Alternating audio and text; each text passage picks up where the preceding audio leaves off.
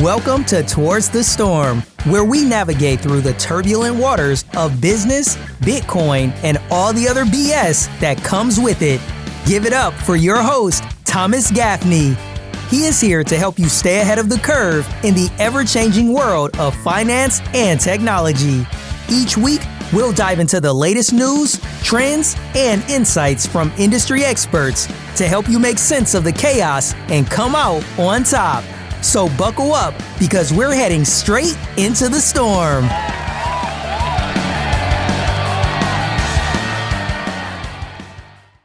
Yo, yo, yo, welcome to Towards the Storm. How's everyone doing today? I hope everyone's having a wonderful day wherever they are. My name's Thomas Gaffney. I'm your host, and this is where we talk about business, Bitcoin, and bullshit. I have with me a wonderful guest. He is a AlphaDEX grant winner from the company called AlphaDEX. His name's Fred, super cool guy.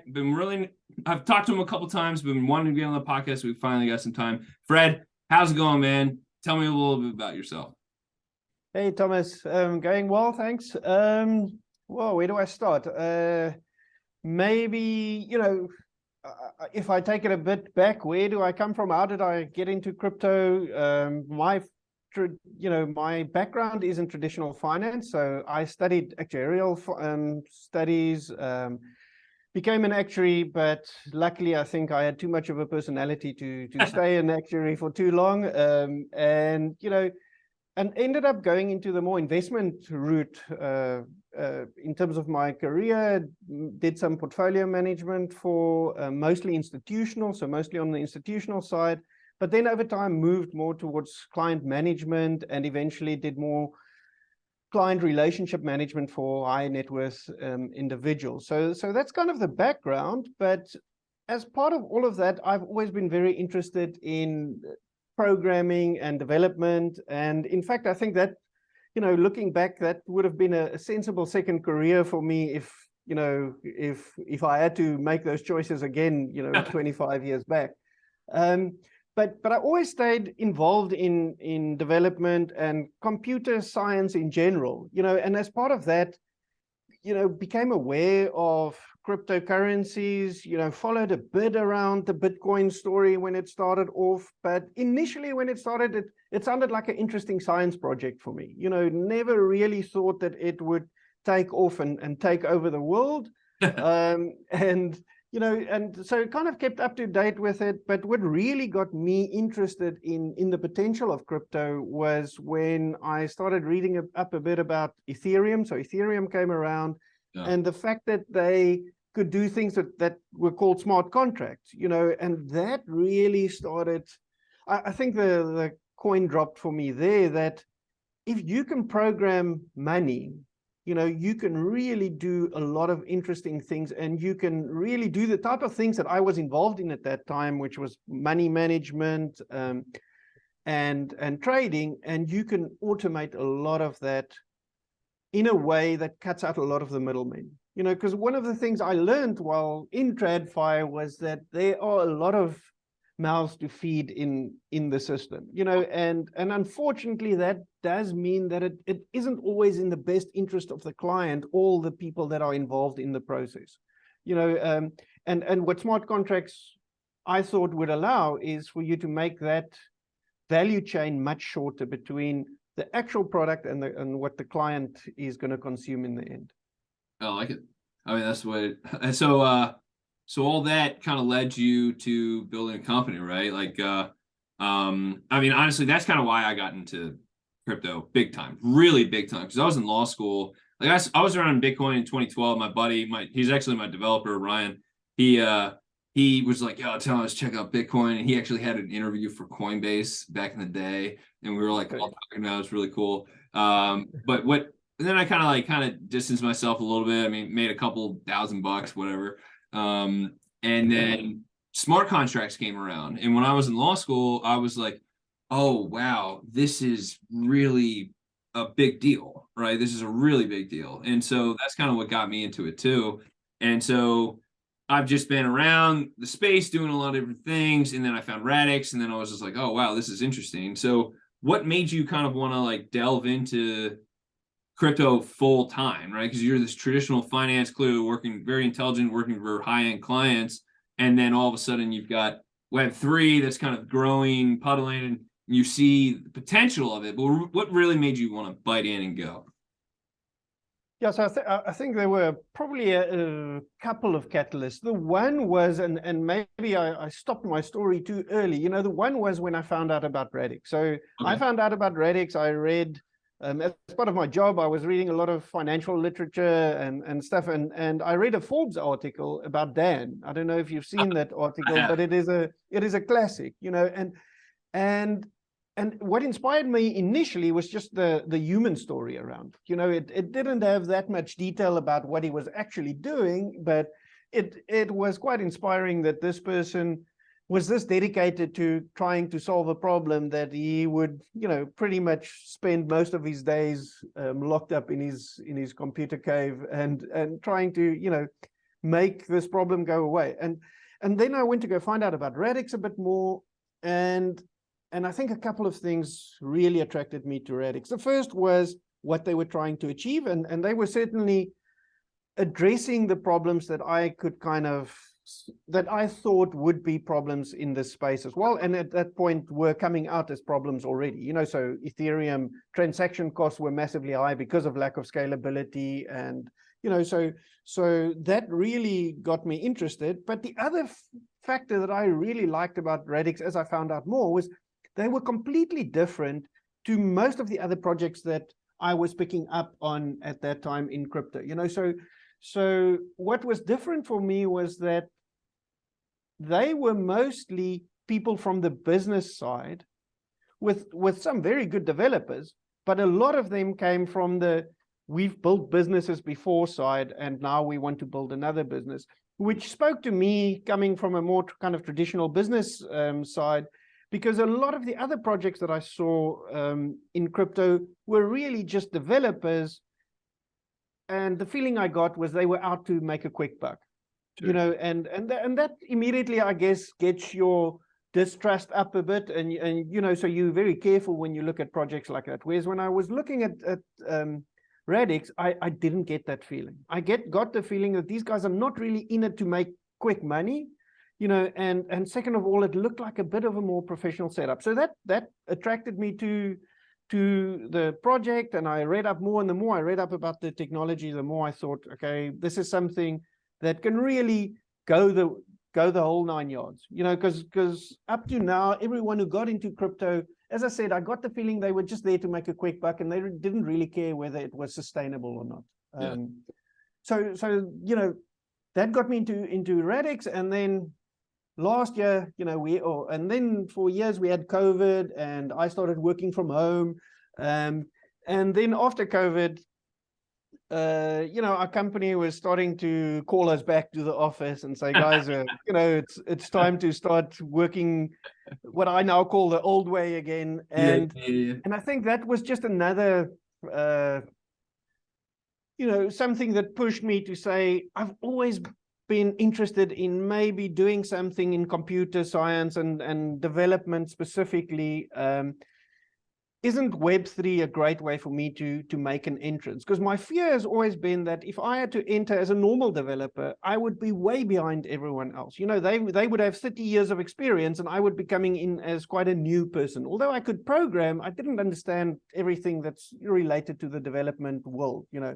Whereas with Web3, I still thought I can be as early as everyone else. You know, I could learn everything from scratch, just like everyone. And I just got the feeling that this was an open field still. So it's okay for a new person to join the field. Whereas in traditional development, Web2 development, I would have just joined a massively full field already. Yeah, it kind of is, right? I mean, it is a great place for new people. And honestly, that's what attracted me to Radix was not only is Web3 a great place for new people, Radix is a great place for new people. Absolutely. I have friends who have like horror stories of trying to do an NFT project on Ethereum because they pay $10,000 for the smart contract, gas, all the minting fees, and all the blah, blah, blah, blah, blah.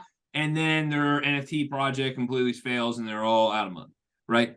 Building it on Radix right now, you have this weird Web2, Web3 hybrid dynamic since there aren't smart contracts, but we've got messages in the actual transactions on the blockchain so that you can actually read what is happening, and then you can kind of create a centralized database to make sure that you are kind of like doing a hybrid model, right? But it's also super cheap. It's fractions of a penny, right? Yeah. Every time you do a transaction. And so it's like I was here because I have no coding skills. I've done nothing. I have team building skills, networking, marketing type guy, right? So but I like talking with people, I like working together, I like building things. And that's kind of what drove me to Radix and Web3 in general, is that there's always this statistic that there's like, oh, there's only 30,000 or 300,000 developers in Web3 compared to the 22 million that are in traditional Web 2, right? So it's like,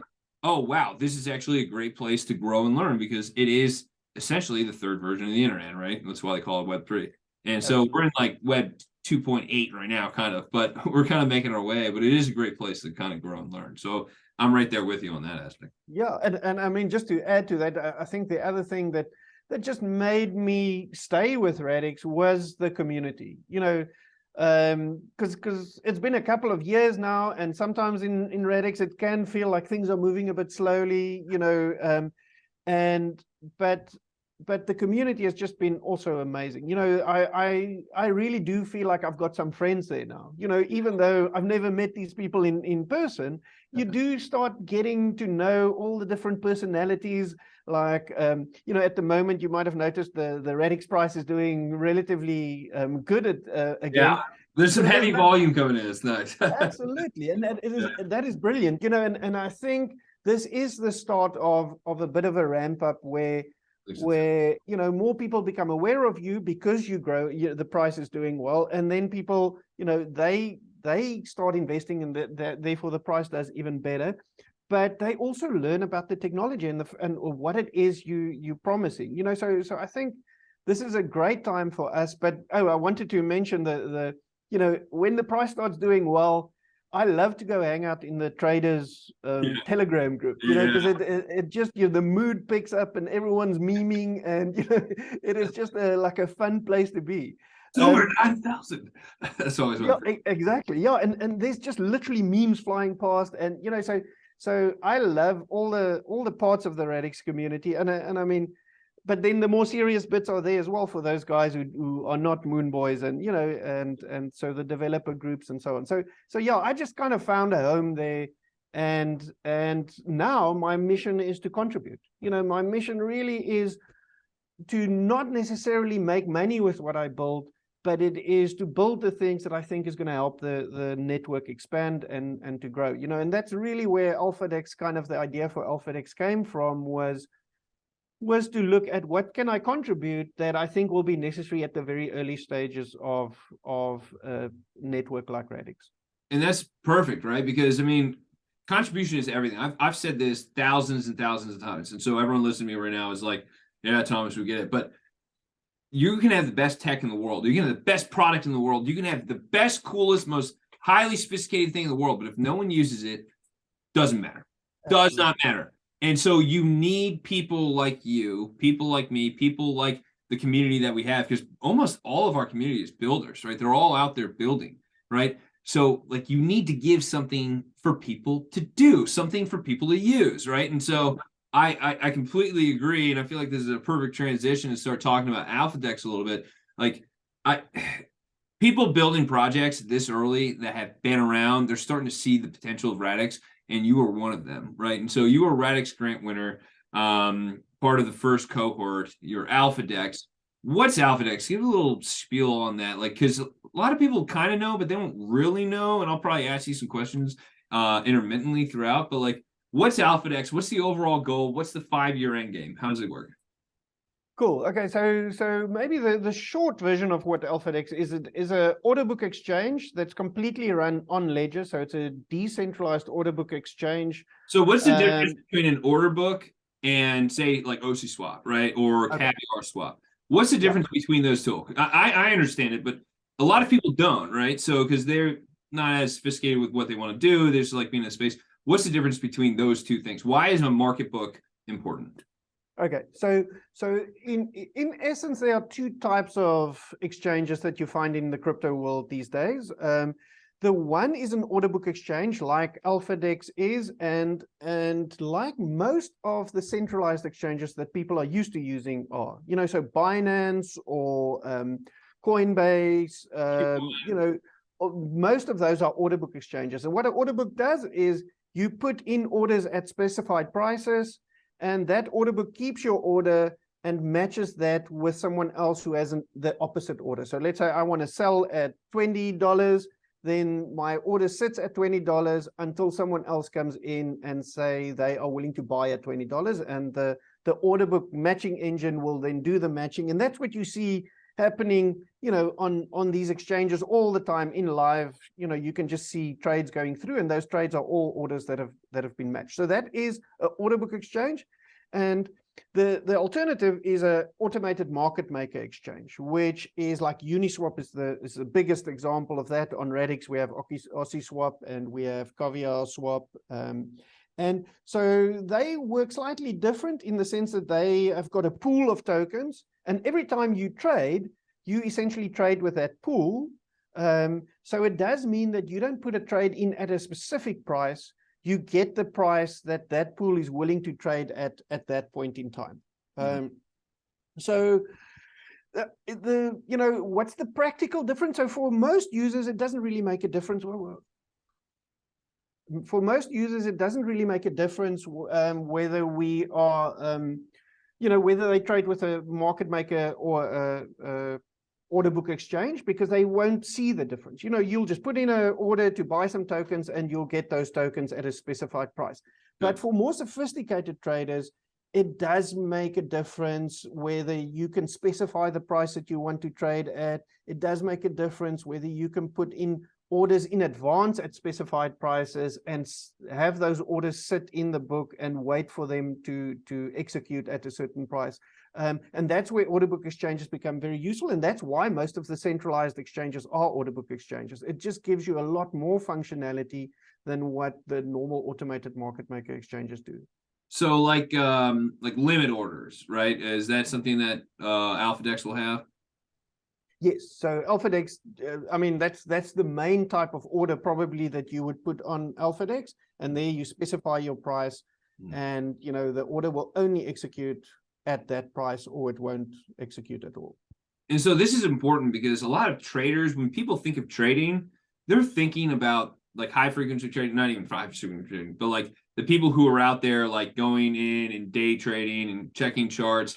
A lot of them are basing it based on limit orders, right? They have limit orders placed, or they have kind of like options maybe in place, but they have like more sophisticated tools that they get the price that they want, essentially, right? And so it kind of like, in my opinion, I think what AlphaDEX is doing, what you guys are doing, is incredibly important for a highly sophisticated, larger, traditional style finance market. You know what I mean? I mean, all these people have created all these tools over hundreds of years, right? And so they've been kind of developing on top of it, developing on top of it, developing on top of it. And so AlphaDEX is kind of bringing some old tools from traditional finance and putting them in a decentralized way. Is that correct? Yeah. So yeah, that's exactly correct. Yeah. Okay, so how is it going to be? I'm trying to think, like, how is it like more efficient, not more efficient, but how is it going to be utilized in a decentralized way versus the traditional centralized way that it exists now? Okay. AlphaDEX is trying to expand. So the biggest difference is that AlphaDEX is non-custodial versus centralized exchanges are custodial. So if you trade with Binance, let's give you an example. If you trade with Binance, for example, what you would do is you would open an account with Binance and you would deposit money into that account. Now, essentially what you've done is you've given your money to Binance. Mm-hmm. That money now belongs to Binance, and they have an obligation to give you back that money when you ask for it. Okay. But it is essentially part of their balance sheet now. Yeah. So what happens is, like we just saw with FTX a couple of months ago, is if something happens to the company and the company starts running into problems, they have access to that money and they can start using that money for other purposes. So you are completely trusting the exchange to do what they said they would do and what you expect them to do with your money. But you are trusting another human. There's, and they can sometimes disappoint you, as we've seen. So that is custodial in the sense that they hold your money for you and you trust that they'll do with the money that you want. On AlphaDEX, there is no custody. So there's no person holding your money. What you do is when you submit an order, your tokens go into the smart contract. The smart contract is publicly available for anyone to have a look at. Anyone can look at the functions in that smart contract and see, is it possible for that money to leave that smart contract at all, other than me canceling my order or the order being fulfilled? Is it possible? What type of fees are they taking off my trades? All of that is publicly available, so you don't have to trust me to do what I told you I would do. You can actually just verify it yourself if you're a developer, or you can pay someone else to verify it for you. I think that's the biggest difference between how a centralized exchange operates and how AlphaDEX operates. So one thing that you just said, so is every trade that you're going to be implementing in a sense, or every order, going to be a smart contract in and of itself? No. So every pair that so the way I developed AlphaDEX, and there's probably different approaches that people could take, but every pair on AlphaDEX would be a smart contract. So that pair is essentially what is known in exchange terms as a matching engine. Okay. So that pair takes your order, it sees if it can match your order. If it can't match your order, it puts it on the order book, and then it waits for the next order. And when that comes in, it sees if it can match it. And that, so that is a smart contract by itself, every pair. And the beauty of that is it means it is massively scalable, because the way the architecture works in Radix is that these pairs are independent of each other. So I could have the full transaction throughput that Radix can handle in one pair, and I can have the same transaction throughput in another pair, and those two pairs are not dependent on each other. So if Radix can deal with 3,000 transactions per second, then my pair can deal with 3,000 transactions per second, and my other pair can. So if I have 10,000 pairs on my exchange one day in the future, it means you have, what's the sum there? 3 million, is it? 30 million, or 3 million transactions per second just on my exchange. Okay. And that's the beauty of the architecture, the way Radix has been built, is that with the way you develop your smart contracts, you can actually be quite clever to make it as scalable as possible. That's pretty crazy. And so is that going to be something that's going to be available around Babylon, or is that more Xi'an type thing? So the way I've built it will be available straight from Babylon, but I mean that kind of throughput. Yeah. So no, I think Babylon throughput will be similar to what it is on Olympia at the moment, which is about minimum 50 transactions per second. I think it actually can do faster. It's never really the network hasn't been that busy, that it's been tested, but they feel quite confident that it can do 50 transactions per second at the moment. Okay. Oh, okay. Wow, that's pretty sweet. And that should be more than enough for AlphaDEX, for starters. The interesting thing about, maybe I'm running ahead a bit, but one of the interesting challenges I have with AlphaDEX is not the design of it, but actually to get more professional traders to use it.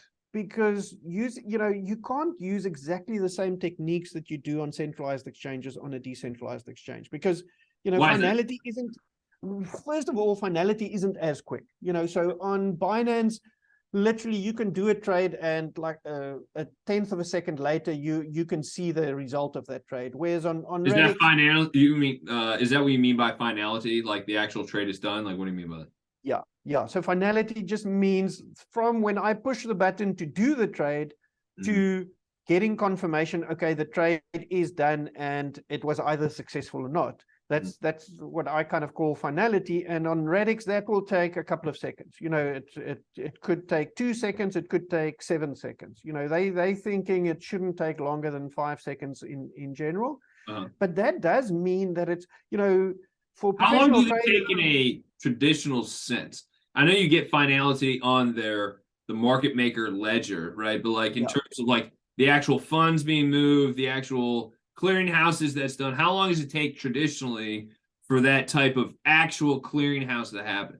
Because there's a lot of middlemen, because you were talking about the middleman earlier, right? And so, and we're trying to figure out, why is decentralization even worth it? Why are we even trying to do this?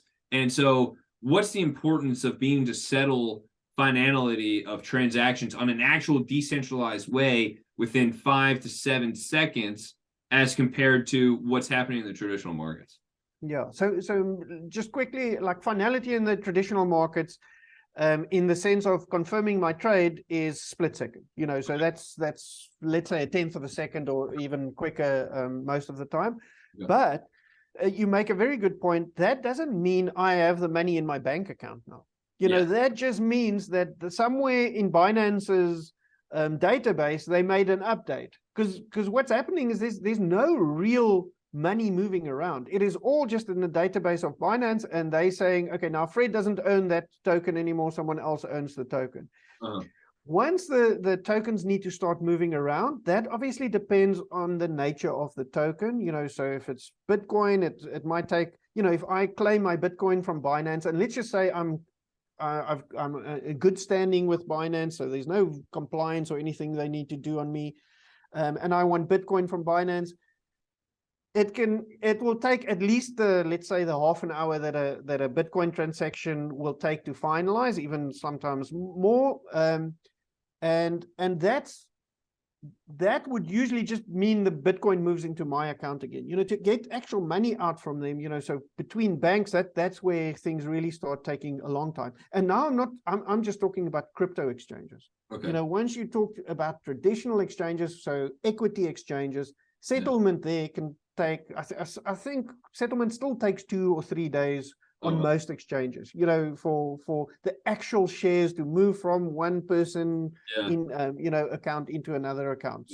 So we can definitely cut that all out. The beauty is that when you trade with AlphaDEX, the money is in your wallet. It is as if you own it. You know, you don't have to ask me for it again, or you don't have to you know, you can immediately do another transaction. And that's the, you know, that's the other beauty of smart contracts, is this whole concept of composability. Okay. You know, because the way I want to see AlphaDEX is, I want you to have a wallet, and you, you know, you're a US citizen and you're traveling to Thailand. Okay. And you walk around with your phone. You're only paying with your phone these days, and there's stable coin type things that you can pay with. So there's a Thai baht stable coin. Oh, really? No, I don't know if there is, but let's imagine, you know, this is a okay. Yeah.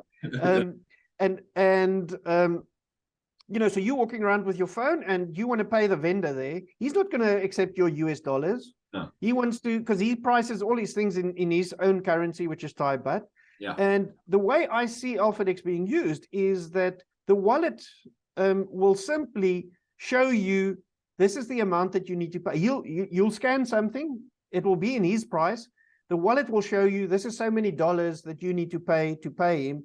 You press the button, you see dollars disappear. In the background, those dollars are exchanged for baht by the wallet and AlphaDEX, and the vendor there gets a little notification to say he's just been paid the baht that he wanted. You know, and that for me, I just want it to be completely transparent. So a lot of people ask me, but you know, why aren't you making a big front end for AlphaDEX? And for me, AlphaDEX is almost the engine in the background. Okay. You know, I want other people who are much better than me at building front ends and beautiful user interfaces to build the user interfaces and just plug into this engine, which is an exchange engine. It's perfect. No, honestly, and this is why I keep saying I love what you're doing right now, because this is truly what really got me obsessed with blockchain, right? So I was living in China in my second year of law school, and I was tutoring a little Chinese boy in English, okay? And over there, they use this little thing called WeChat, right? And WeChat is essentially like, what's the version of the United States? Well, whatever. It's basically the one and all app, where it's Facebook, Twitter, your bank account, your like your social credit score, whatever they use over there. But what it is that like, so the biggest problem I had was I was going there and I was getting paid in Chinese RMB, right? And so Chinese RMB is like, I don't know if you know anything about the Chinese government, but you cannot get a bank account in China for a Chinese bank unless you're a Chinese citizen. Okay. Or at least that's what it was like when I was there. Unless you have special documents, you have certain visas and whatever. But like just as an individual person on a regular visa, you cannot get one. You need special permission. And so I could not get access. I had like $3,000 in Chinese RMB from tutoring this kid for 6 months in my account. And I was just like, why is there not some app that I can just exchange this really quick or use it with some vendor that I'm getting my US dollars or sending my US dollars and they're receiving the currency that they want to receive. And it happens like that. Why is there not that application? Why doesn't that exist? And this was in early 2016. And this is when I was starting to read about Ethereum. And then I was just like, oh, okay. So they're trying to do this right now, you know? And I was just like, this is kind of it. But the Ethereum is too expensive. The gas fees are way too high.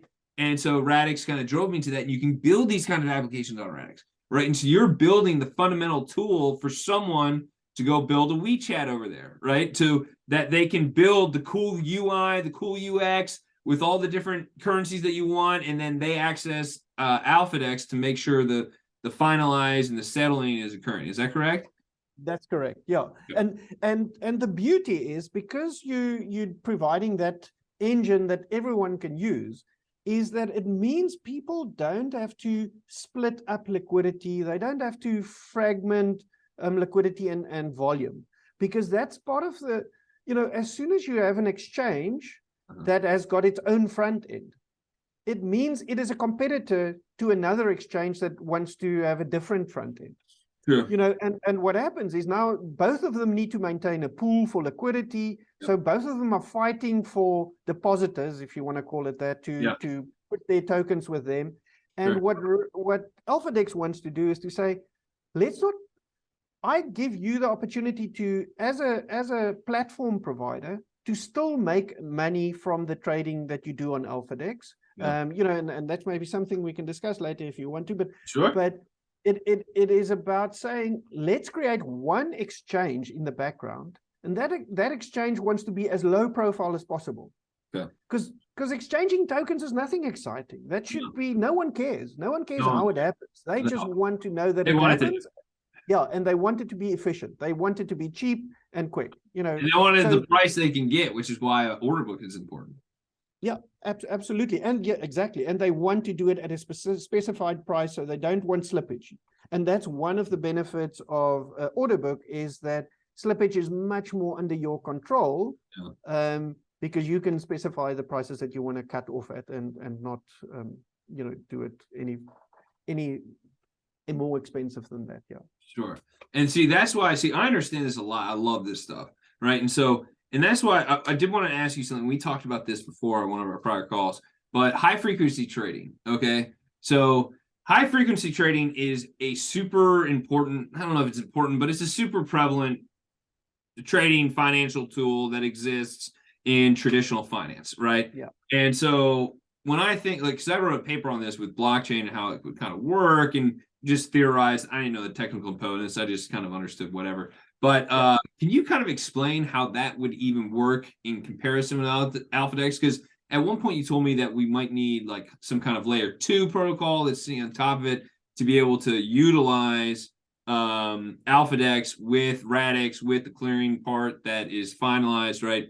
But it's some kind of like layer 2 protocol or something that, or app, decentralized app that would be utilized to make this happen. How would that kind of work and be implemented? Because people are going to want to do that. You know, if they're going to be moving from traditional finance, they want high frequency trading.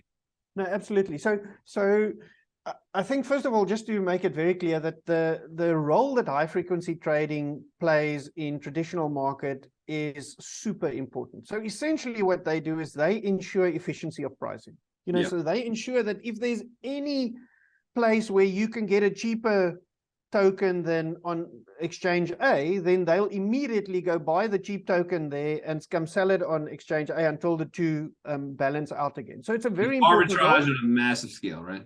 Absolutely. So it is essentially what they, and I think that's a better term for it, is what they're doing is they're doing arbitrage trading mostly. high frequency trading.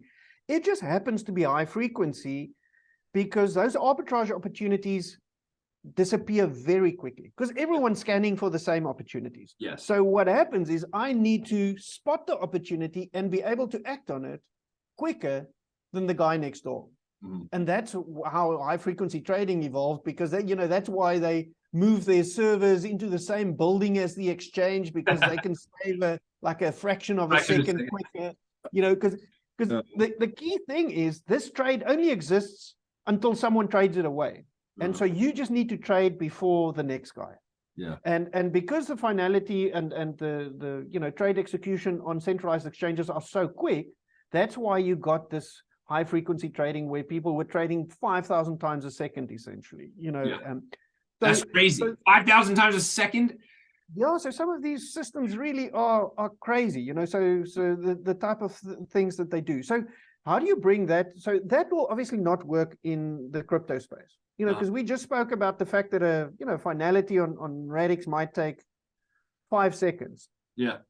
But it doesn't take away the fundamental thing that you're doing, which is your arbitrage trading. So arbitrage trading is just as big on decentralized exchanges as it is on centralized exchanges, and it is just as important because you want that price efficiency to always be maintained, and if there's any inefficiency somewhere in the system, you want people to trade it away immediately. But you now need to adjust to a much slower pace. So instead of doing 5,000 transactions a second, you're probably going to be doing 100 transactions per second, and you're going to have to wait 5 seconds for trades to settle. Okay. But the competition between you and the next guy is still as intense, because as soon as that thing settles, even if it is after 5 seconds, you need to get your transaction in quicker than the next guy, because that trade will only be there for one trade. And these are like fractions of percent too, right? Isn't that correct? Yeah. So again, you probably because on centralized exchanges, each trade has no cost. Yeah. Or it doesn't cost you to put orders on the book. That's why if you look at these exchanges, you'll see those orders changing all the time. But the trades are not ticking that fast. The trades might be 2 trades a second, whereas the order book looks like it's changing 7,000 times a second. Constantly. Yeah. And as someone who, if you haven't looked at it, it's just flashing different numbers. There's red ones and green ones. It's like the green one's flashing a little bit up and then a little bit down. The red one's flashing a little bit up and a little bit down. And then the trade happens. And then it's just, sometimes it goes spits them all out really quickly. You know what I mean? Like, absolutely. Yeah. So those are all just machines kind of looking at each other and trying to match each other and trying to, get the order in before the next guy.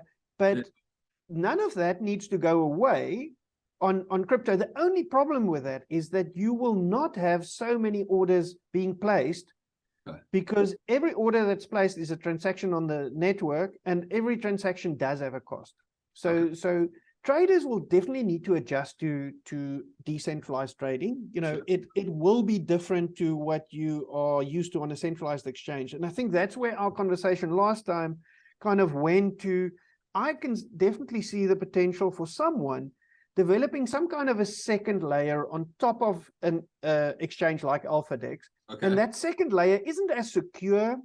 It's a typical layer 2. It kind of compromises a bit on security. But what it does do is it gives you a whole lot more speed, so it can basically just be a database, a centralized database that takes orders and it matches those orders. And then whenever orders are matched, so for the trades, it matches back to AlphaDEX. Yes. But it allows you to place lots of orders and take those orders off again without cost. And then it just trade settles back to AlphaDEX, which is the secure one, and goes to people's wallets and all of that. So I definitely see opportunity for someone to build that.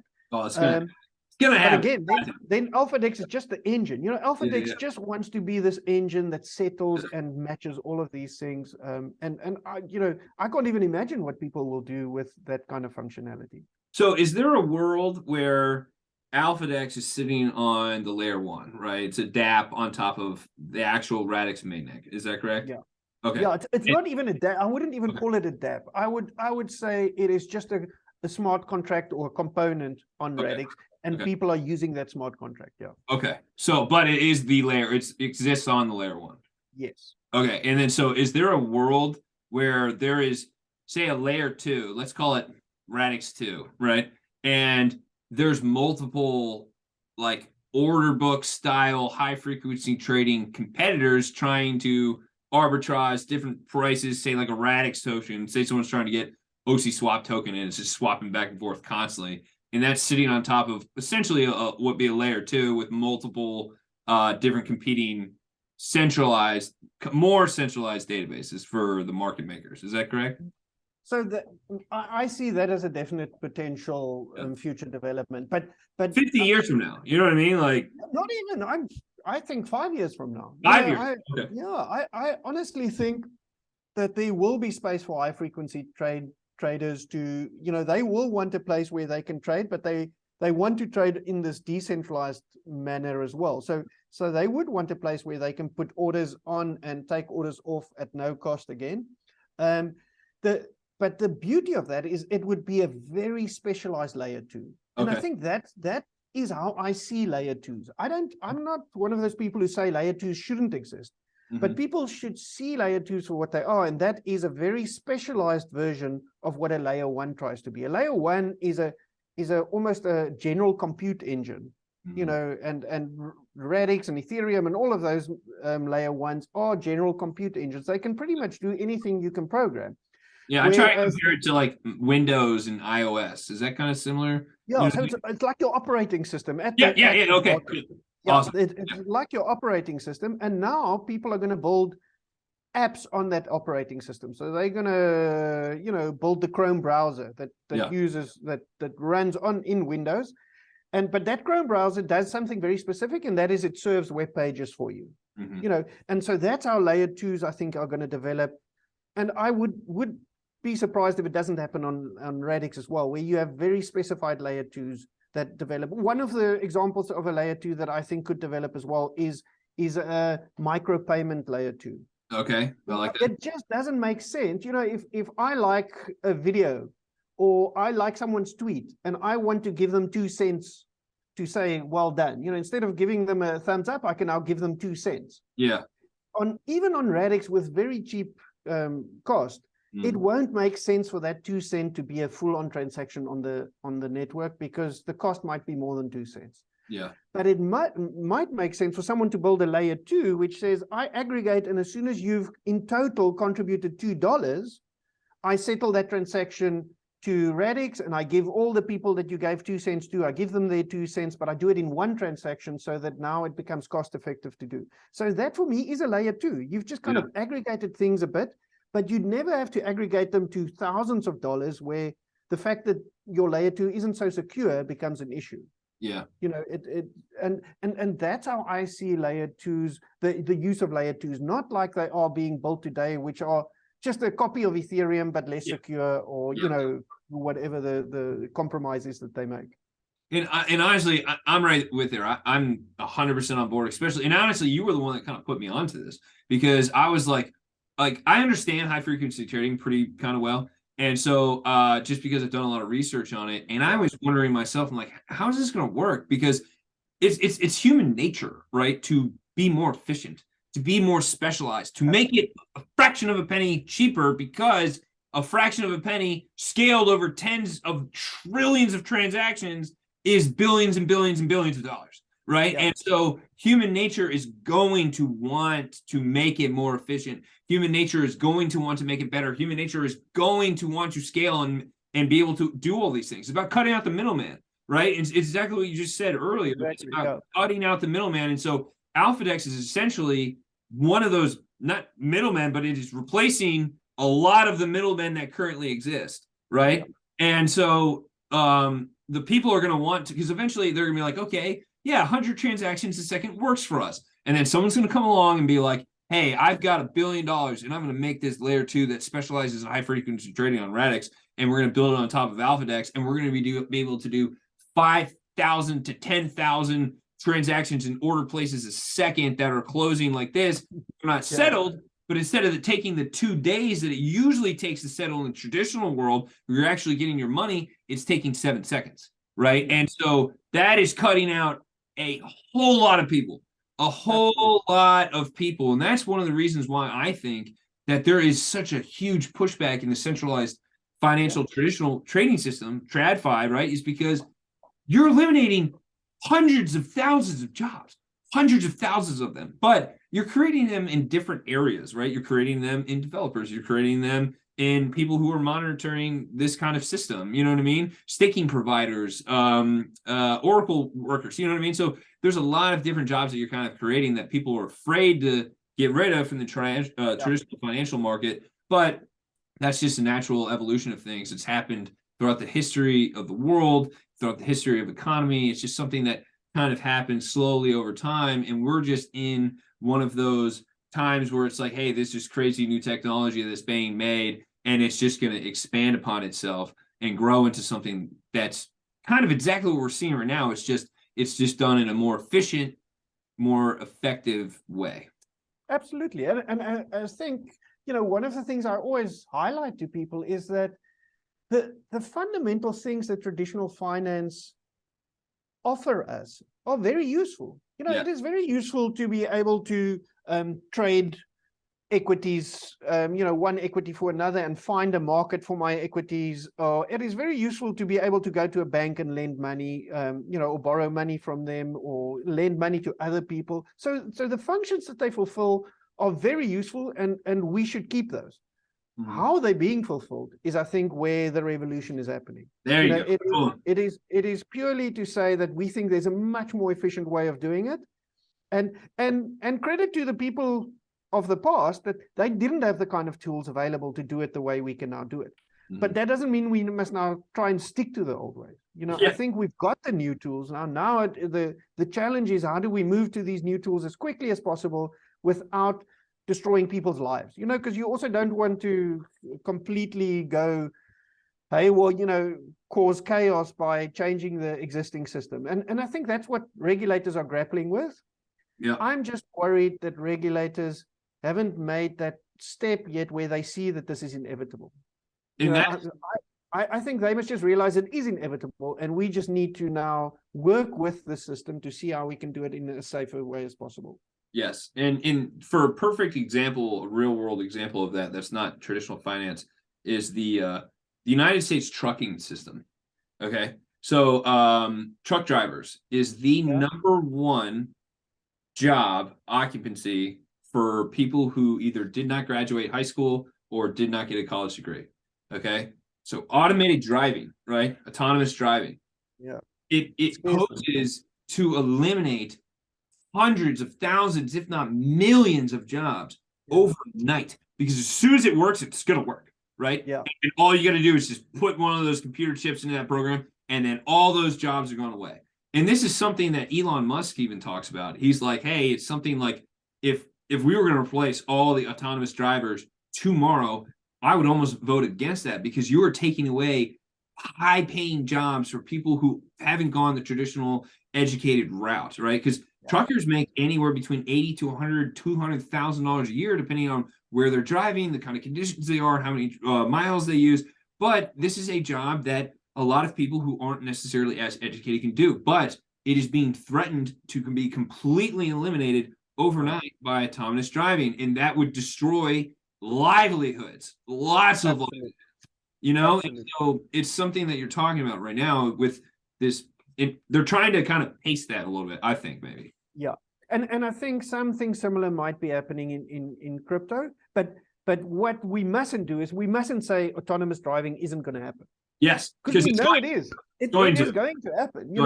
And whether Elon does it, even if he decides to not do it because of moral reasons, someone else will.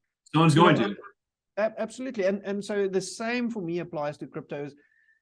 I still cringe when I hear like really professional, well-educated people saying that crypto is just a fad and it's going to go away, and people who preach it are snake oil salesmen, and for me they honestly just don't understand what the technology is about. They just see tokens, and I think everyone will have to admit that there's been some really crappy tokens out there that have just been get rich quick schemes for a few people and at the cost of many other people. But that is the nature of a rapidly evolving space. You know, some people are going to get caught out in a rapidly evolving space, but that doesn't mean it doesn't have value. You know, and for me, crypto, the technology is where the real value lies. And that's why I made the change from traditional finance, which frankly speaking is a pretty well-paying part of a career, and moved into a space where, you know, whether you're going to earn money or not is actually quite uncertain. But the excitement of being part of building something new and something which hopefully my children one day can say, you know, my dad was part of building this stuff, you know, the stuff that we now just take for granted.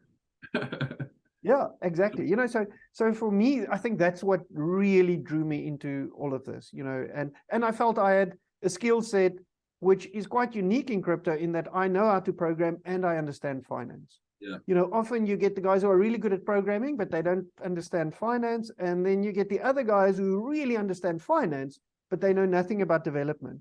Yes. And so I kind of span that world a bit, you know, and I think that put me in a nice place to say, okay, well, I can definitely contribute to this space. No, absolutely. And everyone's kind of looking for that way, right? Like me, like I don't have any development skills. I'm not a traditional finance guy, but I've been trading stocks since 2010. You know what I mean? Like I've been investing, reading books, doing all this stuff. I'm obsessed with the financial world, doing all that stuff. So, but not professionally, but at the same time, I also like to talk, love hearing my own voice. You know what I mean? So you are a lawyer, aren't you? Yeah, I'm a lawyer. Yeah, I'm a lawyer. I'm a financial lawyer, which works, you know. And so that's always a good thing. But it's like everyone's looking to kind of contribute because the people who are here, especially right now, and especially the last 6 to 8 months, the people who stayed and they kept building, they see the vision. They really see it, and they're looking to contribute in some form of way.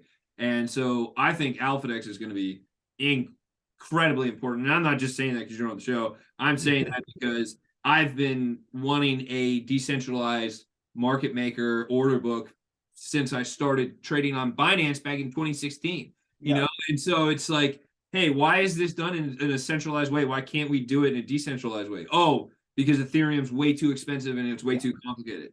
Okay, well, now we have this new engine called Radix that's building that protocol that you can be able to build those kinds of things. And then we've got people like you building AlphaDEX to make that all possible.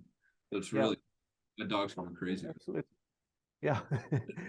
but yeah, so and you know, just on the contribution and building thing is, I think the important thing for me is that you don't have to be a builder to contribute to crypto and specifically Radix at the moment. You know, anyone who knows something about design, anyone who knows something about just creating social awareness, you know, I really suck at that. You know, I'm not good at Twitter or any of those other things, but I do my bit as well because it's fun. You know, it's fun to kind of be involved with everything, and I think that's what I just wish that everyone who becomes part of Radix just think about how they can contribute. Everyone's got their own skill set and just contribute, because the quicker we can get people to adopt this technology, the quicker we can really do some exciting things with it. You know, because it is a bit of a chicken and egg.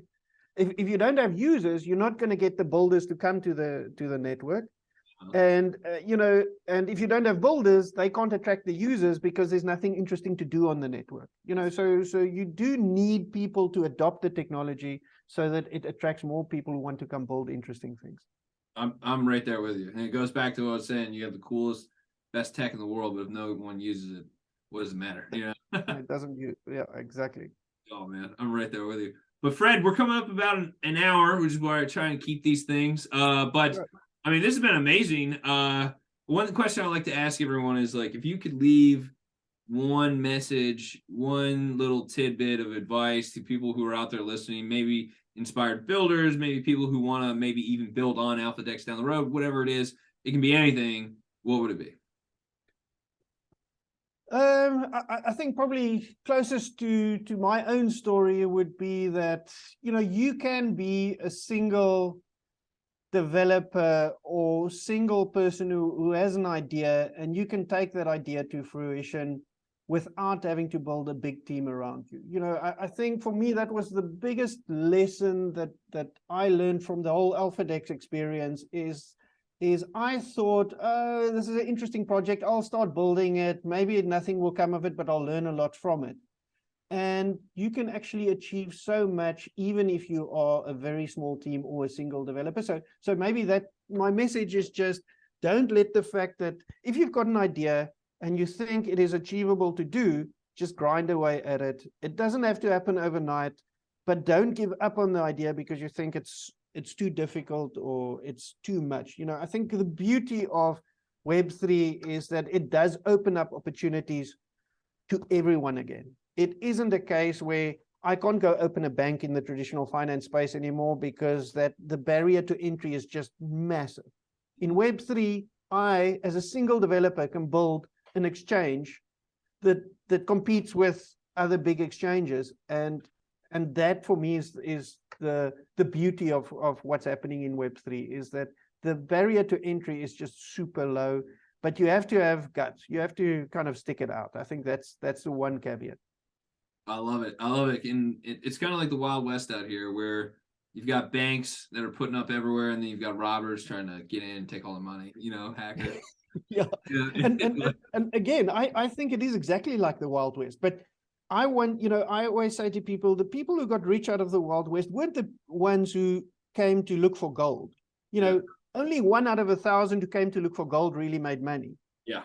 But the people who made money were the people who sold the shovels, who, you know, ran the bar, who ran the hotel, and, you know, and that's where we need people. We need people to just do the ordinary things. You don't have to build the next big thing. You just need to kind of contribute with the ordinary things because we need a lot of that. I love that because honestly, that's everyone, because I work with startups every day, right? And everyone's always looking for, oh, should I build the next big thing? Should I do this? It's like, no, build something that people want to use. Start getting some money coming in, and then use that money to build more stuff. And if it's just building more stuff of bringing in a little bit of money here and there, that's okay. But that's how you get wealthy. That is how you build something sustainable. Like for every Uber or Facebook or Meta or whatever the hell you want to call it, there are hundreds of thousands of influencers who got rich off of the platform that they built, right? And so it's like, there's multiple ways to do it. You don't have to be the unicorn. Just follow the unicorn where it goes and build along. You know what I mean? Yeah, look, and I think I often get the feeling that people look at AlphaDEX and say, but it isn't fancy enough, it isn't big enough, you know, and you're not even issuing a token. Why are you not, you know, asking people to give you money? And the reason is that I've got there's no utility for me to issue a token other than to make money quickly. Yeah. You know, and that's just not why I'm in this. So I'm saying, let me figure out a utility for a token. If I do, then I'll issue a token because then it makes sense. You know, then there's a reason why I'm issuing a token. But at got the a moment, really good idea. You can issue a token, call it FTT, and then lend it out to everyone, and then pull capital, and then use all that capital to buy other stuff. And then when you have a capital call, it all collapses. and you still walk away with your, you know, and your family walks away with billions. Exactly. Yeah. You know, and yeah, so I'm just not, you know, that's not why I'm in it, but it does mean that sometimes what I do looks a bit boring, you know, and I'm okay with it. Yeah. I think there's space for everyone in this in Web3. And if you've got something boring that you think people would like to use, then build it. Then, you know, go out and do it. It's a sexy kind of boring because what you're doing is highly important, in my opinion. Even if people don't realize it now, 2 years down the road, when someone builds a layer 2 high frequency trading on top of AlphaDEX, and they're like, wow, I can't believe Radix can do this. This is nuts. They're going to be like, oh, okay. You know what I mean? It's going to be, exactly. It'll all come to fruition. People are very narrow-minded, short-minded sometimes. But I think what you're doing is really cool. Every time I talk to you, it's always a blessing. And so it has been so great, Fred. Thank you for coming on. I'll have to have you on really soon. Again, once full version of AlphaDEX launches, maybe we can start talking about it and kind of see the progress of what's happening. But absolutely. Thanks for coming on, Fred. Everyone else, have a great day. I hope everything going well for you. Let's get it done. Babylon's coming soon. Let's go.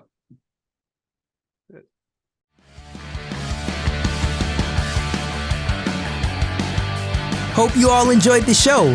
Please help support my channel by smashing the like button and hitting subscribe. Have a great day and see you next time on Towards the Storm.